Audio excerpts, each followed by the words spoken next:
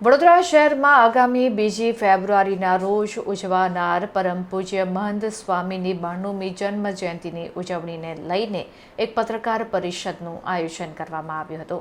વડોદરા શહેરના બીએપીએસ સંસ્થા દ્વારા 2 ફેબ્રુઆરીના રોજ પરમ પૂજ્ય સંત શ્રી મહંત સ્વામીના 92મી જન્મ જયંતિ નિમિત્તે પત્રકાર પરિષદનું આયોજન કરવામાં આવ્યું હતું, જેમાં જ્ઞાન વત્સલ સ્વામીએ પત્રકાર પરિષદમાં વિસ્તૃતમાં માહિતી આપી હતી.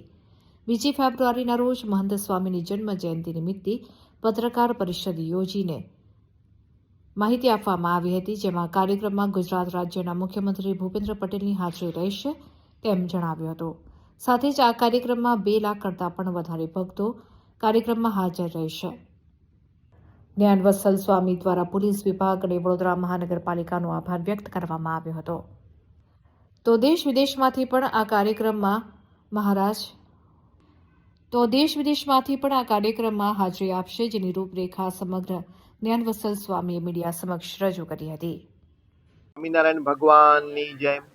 તારીખ 2 ફેબ્રુઆરી 2026ના રોજ સોમવારે સાંજે 5 થી 8 દરમિયાન વડોદરા શહેરના આંગણે હરણી પાસે એપીએમસી માર્કેટની બાજુના ગ્રાઉન્ડમાં જે પાંજરાપોળની જમીન છે ત્યાં મહંત સ્વામી મહારાજનો 92મો જન્મજયંતિ મહોત્સવ ખૂબ ભવ્યતાથી અને દિવ્યતાથી સાંજે 5 થી 8 દરમિયાન આયોજિત છે.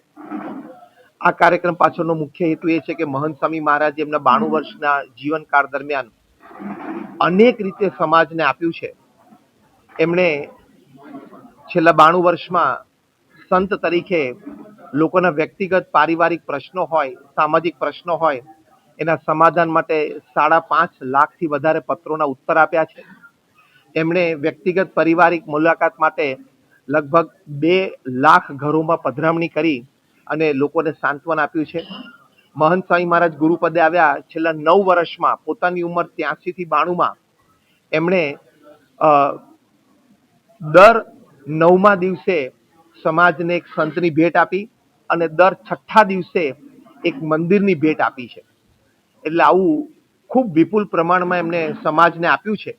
એટલે સમાજની લાગણી છે અને ભક્તોનો ભક્તિભાવ છે કે એમના જન્મોત્સવે એમને અભિનંદન પાઠવવા, એમનો આભાર માનવો, એ હેતુથી અમે આ સભા કાર્યક્રમનું આયોજન કર્યું છે.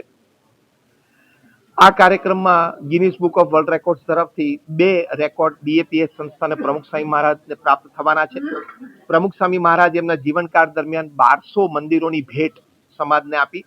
એટલે ગિનિસ બુક ઓફ વર્લ્ડ રેકોર્ડ્સના ઓફિશિયલ્સ યુકેથી એટલે કે ઇંગ્લેન્ડથી ખાસ પધારવાના છે. અને બીજો રેકોર્ડ છે કે પરમ પૂજ્ય મહંત સ્વામી મહારાજે સનાતન હિન્દુ ધર્મના સર્વશાસ્ત્રના સાર રૂપે સત્સંગ દીક્ષા ગ્રંથ 87 વર્ષની ઉંમરે એમણે જે લખ્યો, એ જે 315 શ્લોકનો મુખપાઠ એટલે કે by heart, learn by heart, લગભગ 15,000થી વધારે બાળકો કર્યો છે દેશ પરદેશમાં.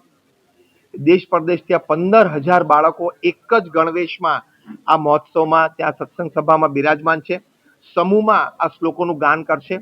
જીવનલક્ષી વાતો અને આધ્યાત્મિક વાતો બધી જ આ શ્લોકોમાં છે. તો એક સાથે 15,000 બાળકો અને બાલિકાઓ 3 થી 13 વર્ષની ઉંમરના એ લોકો શ્લોક ગાન કરશે. આ એક વિશ્વ વિક્રમ થવાનો છે વડોદરા શહેરના આંગણે. તો આપણા વડોદરા વાસીઓ માટે આ ગૌરવની વાત છે કે 2 Guinness book of world records વડોદરાના આંગણે આવીને ગિનિસ બુકના ઓથોરિટીઝ આવીને અર્પણ કરશે. તો એ પણ આ કાર્યક્રમ છે. 2 રાજ્યોના માનનીય મુખ્યમંત્રી શ્રી મુખ્ય મહેમાન તરીકે આમંત્રિત છે અને પધારવાના છે. ગુજરાત રાજ્યના માનનીય મુખ્યમંત્રી શ્રી ભૂપેન્દ્રભાઈ પટેલ અને મધ્યપ્રદેશ, જ્યાં મહંત સ્વામી મહારાજનું જન્મસ્થાન જબલપુર છે, ત્યાંના મુખ્યમંત્રી શ્રી ડોક્ટર મોહન યાદવજી એ પણ પધારવાના છે. તો આ બંને ગરિમામય ઉપસ્થિતિ છે ત્યાં. સાથે સાથે 2 લાખ ભક્તો દેશ પરદેશથી પધારશે. દુનિયાના 14 દેશોમાંથી લગભગ 13,500 ભક્તો, એનઆરઆઈસ બધા પધારવાના છે. દરેક માટે સુંદર વ્યવસ્થાઓ થયેલી છે. આ 2 લાખ ભક્તોને એન્ટ્રીમાં જ ફૂડ પેકેટ પણ આપવામાં આવશે, કારણ કે સાંજનો સમય છે. પૂર્ણ રાત્રિ ભોજન આ ફૂડ પેકેટમાં છે.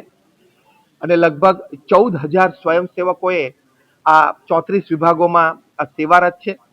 તો આવી રીતે આ સુંદર આયોજન થયેલું છે. અને કહ્યું એમ આખા વર્ષ દરમિયાન મેડિકલ કેમ્પ દ્વારા, બ્લડ ડોનેશન કેમ્પ દ્વારા, વ્યસન મુક્તિ જાગરણ, વ્યસન મુક્તિ અભિયાન દ્વારા, યુવાનોમાં ચારિત્રના ઘડતરના અનેકવિધ કાર્યક્રમો આખા વર્ષ દરમિયાન થયા છે. એ આપ સર્વે મીડિયા કર્મીઓ લોકો સુધી આ જાગૃતિ પહોંચાડી છે, એટલે આપનો પણ આભાર છે. તો આવી રીતના આ કાર્યક્રમમાં 2 ફેબ્રુઆરીએ આપ સર્વે મીડિયા કર્મીઓના માધ્યમથી અમે તમામ વડોદરાવાસીઓ અને વડોદરા જિલ્લાના તમામ આસપાસના વિસ્તારોને ખૂબ પ્રેમભર્યું નિમંત્રણ પાઠવીએ છીએ કે આપ સર્વે ચોક્કસ પધારજો. અને આપ મીડિયા કર્મીઓનો પણ ખૂબ આભાર માનીએ છીએ કે આપ સર્વે અમારા નિમંત્રણથી પધાર્યા અને આપ સર્વેના માધ્યમથી લાખો સુધી આ વાત પહોંચશે. તો આપનો સર્વેનો પણ ખૂબ ખૂબ આભાર છે. મહંત સ્વામી મહારાજની કૃપા દ્રષ્ટિ અને આશીર્વાદ આપ અને પરિવાર ઉપર કાયમ રહે એવી અમે પ્રાર્થના કરીએ છીએ. આપ સર્વેને ખાસ જય સ્વામિનારાયણ.